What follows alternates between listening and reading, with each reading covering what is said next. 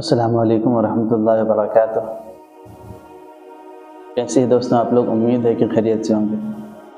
آپ صلی اللہ علیہ وسلم عام الفیل میں پیدا ہوئے، یعنی ہاتھیوں والے سال میں۔ اس سال کو ہاتھیوں والا سال اس لیے کہا جاتا ہے کہ ابرہہ نے ہاتھیوں کے ساتھ مکہ مکرمہ پر چڑھائی کی تھی، یعنی عام الفیل اس لیے کہا جاتا ہے کہ یہ وہ سال ہے جب ابرہہ نے اپنے ساتھیوں کے ساتھ کعبہ شریف پر حملہ کیا تھا۔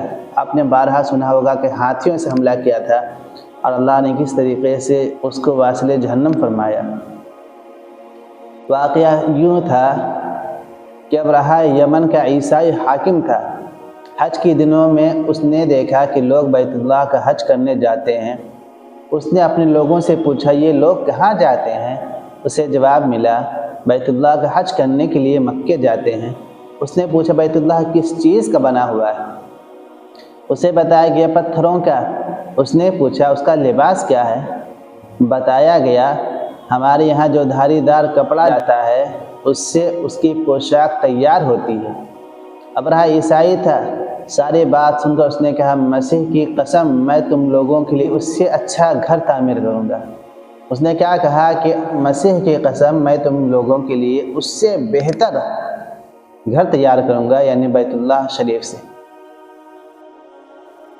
اس طرح اس نے سرخ، سفید، زرد اور سیاہ پتھروں سے ایک گھر بنایا، سونے اور چاندی سے اس کو سجایا، اس میں کئی دروازے لگوائے، اس میں سونے کے پترے جڑوائے، اس کے درمیان جواہر لگوائے، اس مکان میں ایک بڑا سا یاقوت لگوایا، پردے لگوائے، وہاں خوشبو سلگانے کا انتظام کیا۔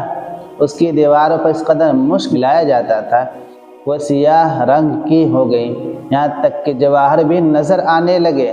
پھر لوگوں سے کہا کہ اب تمہیں بیت اللہ کا حج کرنے کے لیے مکہ جانے کی ضرورت نہیں، میں نے تمہارے لیے بیت اللہ بنوایا ہے، لہٰذا اب تم اس کا طواف کرو۔ اس نے یہ نہیں سوچا تھا کہ یہ تو میں نے بنایا ہے، وہ تو خود پروردگار نے بنوایا ہے، دونوں میں زمین و آسمان کا فرق ہے۔ لیکن اس نے کیا کہا لوگوں سے کہ میں تمہارے لیے یہی بیت اللہ بنوا دیا ہوں، اب تم لوگوں کو مکے جانے کی ضرورت نہیں، یہی اللہ کی عبادت کرو، یہی حج کرو۔ اس طرح کچھ قبائل کئی سال تک اس کا حج کرتے رہے، اس میں اعتکاف کرتے رہے اور حج والی مناسک بھی یہیں ادا کرتے رہے۔ عرب کے ایک شخص نفیل خشمی سے یہ بات برداشت نہ ہو سکی،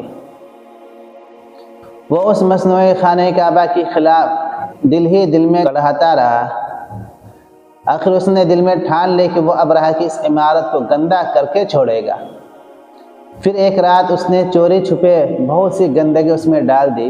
ابرہہ کو معلوم ہوا تو سخت غضبناک ہوا، کہنے لگا یہ کارروائی کسی عرب نے اپنے کعبے کے لیے کی ہے، میں اسے ڈھا دوں گا، اس کا ایک ایک پتھر توڑ دوں گا، میں خانہ کعبہ کو شہید کر دوں گا۔ اس نے شام و حبشہ کو یہ تفصیلات لکھ دی، اس سے درخواست کی کہ وہ اپنا ہاتھی بھیج دے۔ اس ہاتھی کا نام محمود تھا، اس قدر بڑا تھا، اتنا بڑا ہاتھی زمین پر دیکھنے میں نہیں آیا تھا، اتنا بڑا ہاتھی تھا جس کا نام محمود تھا۔ اس نے خط لکھا ابرہہ نے کہ اس ہاتھی کو بھیج دے۔ جب ہاتھی اس کے پاس پہنچ گیا تو وہ اپنی فوج لے کر نکلا اور مکہ کا رخ کیا، یعنی خانہ کعبہ پر حملہ کرنے کی تیاری سے وہ مکہ کا رخ کیا، مکہ کی طرف چلا۔ یہ لشکر جب مکہ کے قریب پہنچا تو ابرہہ نے فوج کو حکم دیا کہ ان لوگوں کے جانور لوٹ لیے جائیں۔ اس کے حکم پر فوجیوں نے جانور پکڑ لیے، ان میں عبد المطلب کے اونٹ بھی تھے۔ ابرہہ جب مکہ پہنچا تو اس نے کیا حکم دیا کہ ان لوگوں کے اونٹوں کو، جانوروں کو لوٹ لیا جائے۔ اس کے فوجیوں نے مکہ والے لوگوں کے جانوروں کو لوٹ لیا، اور انہی میں سے جن کے جانور لوٹے گئے تھے انہی میں سے جناب عبد المطلب کے اونٹ بھی تھے۔ نفیل بھی اس لشکر میں ابرہہ کے ساتھ موجود تھا اور یہ عبد المطلب کا دوست تھا۔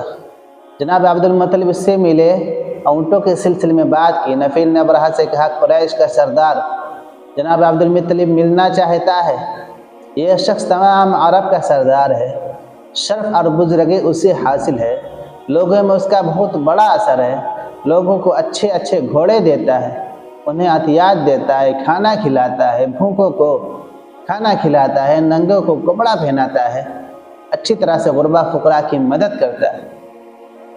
گویا کہ عبد المطلب کا تعارف تھا، ابرہہ نے انہیں ملاقات کے لیے بلا لیا۔ ابرہہ نے ان سے پوچھا آپ کیا چاہتے ہیں؟ جناب عبد المطلب نے انہیں جواب دیا میں چاہتا ہوں میرے اونٹ مجھے واپس مل جائے۔ ان کی بات سن کر ابرہہ بہت حیران ہوا۔ اس نے کہا مجھے تو بتایا گیا تھا کہ آپ عرب کے سردار ہیں، بہت عزت اور بزرگی کے مالک ہیں، لیکن لگتا ہے کہ مجھ سے غلط بیانی ہو گئی، کیونکہ میرا خیال تھا کہ آپ مجھ سے ملیں گے تو بیت اللہ کے تعلق سے سوال کریں گے، بیت اللہ کے تعلق سے باتیں کریں گے، لیکن آپ کیا، آپ تو اونٹ کا رونا لے کر بیٹھ گئے، یہ کیا بات ہوئی؟ اس کی بات سن کر جناب عبد المطلب بولے آپ میرے اونٹ مجھے واپس دے دیں، بیت اللہ کے ساتھ جو چاہیں کریں، اس لیے کہ اس گھر کا ایک محافظ ہے، ایک پروردگار ہے، وہ خود ہی اس کی حفاظت کرے گا، مجھے اس کے لیے فکر مند ہونے کی ضرورت نہیں۔ ان کی بات سن کر ابرہہ نے حکم دیا ان کے اونٹ انہیں لوٹا دیے جائیں۔ چنانچہ پھر جناب عبد المطلب کے اونٹ لوٹا دیے گئے۔ پھر عبد المطلب حرا پہاڑ پر چڑھ گئے، ان کے ساتھ ان کے کچھ دوست بھی تھے۔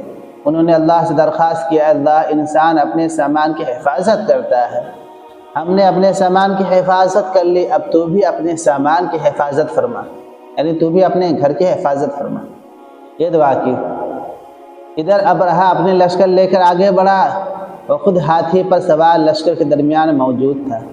ایسے میں اس کے ہاتھی نے آگے بڑھنے سے انکار کر دیا، جس کا نام محمود تھا، جو بہت بڑا ہاتھی منگوایا تھا۔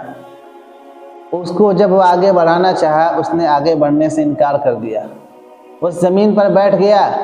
ہاتھی بانوں نے اسے اٹھانے کی کوشش کی لیکن وہ نہ اٹھا۔ انہوں نے اس کے سر پر ضربیں لگائیں، عکس چپ ہوئے مگر وہ کھڑا نہ ہوا۔ کچھ سوچ کر انہوں نے اس کا رخ یمن کی طرف کیا تو وہ فوراً کھڑا ہو گیا، چلنے لگا، پھر رخ موڑا اور مکہ کی طرف کیا، خانہ کعبہ کی طرف کیا، پھر وہ نہیں چلا۔ اس کا رخ پھر مکہ کی طرف کیا گیا تو پھر رک گیا۔ ہاتھی بانوں نے یہ تجربہ بار بار کیا، آخر ابرہہ نے حکم دیا کہ ہاتھی کو شراب پلایا جائے، کہ جب یہ نشے میں ہوگا تو اس کو کچھ معلوم نہ ہو پائے گا، اور پھر جدھر ہم چاہیں گے ادھر ہی گھما دیں گے۔ چنانچہ اسے نشہ کرایا گیا، شراب پلائی گئی، اور اس کے بعد آگے بڑھایا گیا۔ چنانچہ اسے شراب بھی پلائی گئی لیکن اس پر بھی اس کا اثر نہ ہوا اور وہ آگے نہ بڑھا۔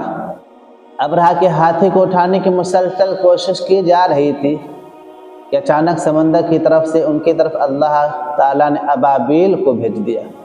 وہ ٹڈیوں کی جھنڈ کی طرح تھے۔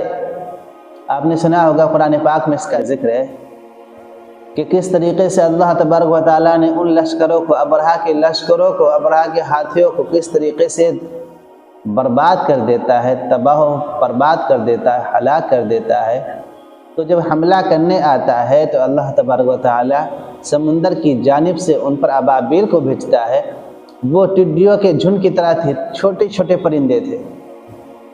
دوسری طرف عبد المطلب مکے میں داخل ہوئے، حرم میں پہنچے اور کعبے کے دروازے کے زنجیر پکڑ کر ابرہہ اس کے لشکر کے خلاف فتح کی دعا مانگی۔ ان کی دعا الفاظ تھے اللہ یہ بندہ اپنے قافلے اور اپنی جماعت کی حفاظت کر رہا ہے، تو اپنے گھر یعنی بیت اللہ کی حفاظت فرما، ابرہہ کا لشکر فتح نہ حاصل کر سکے، ان کی طاقت تیری طاقت کے آگے کچھ بھی نہیں۔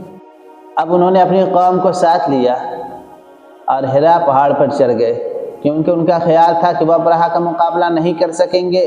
پھر اللہ تعالیٰ نے پرندوں کے جھنڈ بھیج دیے۔ یہ پرندے چڑیا سے قدرے بڑے تھے، ان میں سے ہر پرندے کی چونچ میں پتھر کے 3 ٹکڑے تھے۔ یہ پتھر پرندوں نے ابرہہ کے لشکر پر گرانے شروع کیے۔ جو ہی یہ پتھر ان پر گرتے ان کے ٹکڑے ٹکڑے ہو جاتے، بالکل اسی طرح جیسے کہ زمین پر اگر کوئی بم گرتا ہے لوگوں کا ٹکڑا ٹکڑا ہو جاتا ہے، چتھرا چتھرا اڑ جاتا ہے، اسی طریقے سے ابابیل پتھر گرانا شروع کر دیا اور جس پہ گرتا اس کے ٹکڑے ٹکڑے ہو جاتے تھے۔ ابرہہ کا ہاتھی محبود البتہ ان کے گھڑیوں سے محفوظ رہا، کیونکہ اس نے جانے سے منع فرما دیا تھا، اس وجہ سے وہ ہاتھی بچ گیا۔ باقی سب ہاتھی تہس نہس ہو گئے۔ یہ ہاتھی 13 عدد تھے، سب کے سب تباہ و برباد ہو گئے، سب کے سب مر گئے۔ ابرہہ اس کی کچھ ساتھی تباہی کا یہ منظر دیکھ کر بری طرح بھاگے، لیکن پرندوں نے ان کو بھی نہ چھوڑا۔ लेकिन अबाबिल ने उन्हें भी न छोड़ा। अबरहा के बारे में किताबों में लिखा गया कि अबरहा भागता रहा, उसके जिस्म पर पत्थर कंकरे गिराते रहे, अब वो भी उसके जिस्म का एक एक टुकड़ा होता चला गया। यानी वो भाग रहा था, उसके जिस्म का एक एक हिस्सा अलग होकर गिर रहा था। दूसरी तरफ अब्दुल मुत्तलिब इस इंतज़ार में थे कि कब हमला करता है, लेकिन हमला आवर जब मक्के में दाखिल न हो सका तो जनाब अब्दुल मुत्तलिब हालात मालूम करने के लिए निकले।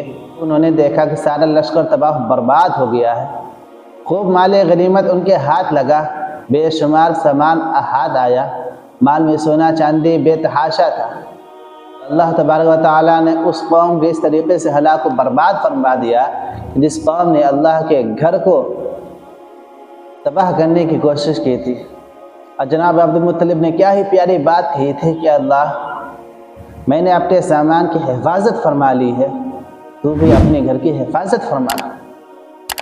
प्यारे दोस्तों, आज की वीडियो में इतना ही। मिलते हैं कल फिर से, तब तक के लिए अल्लाह हाफिज़।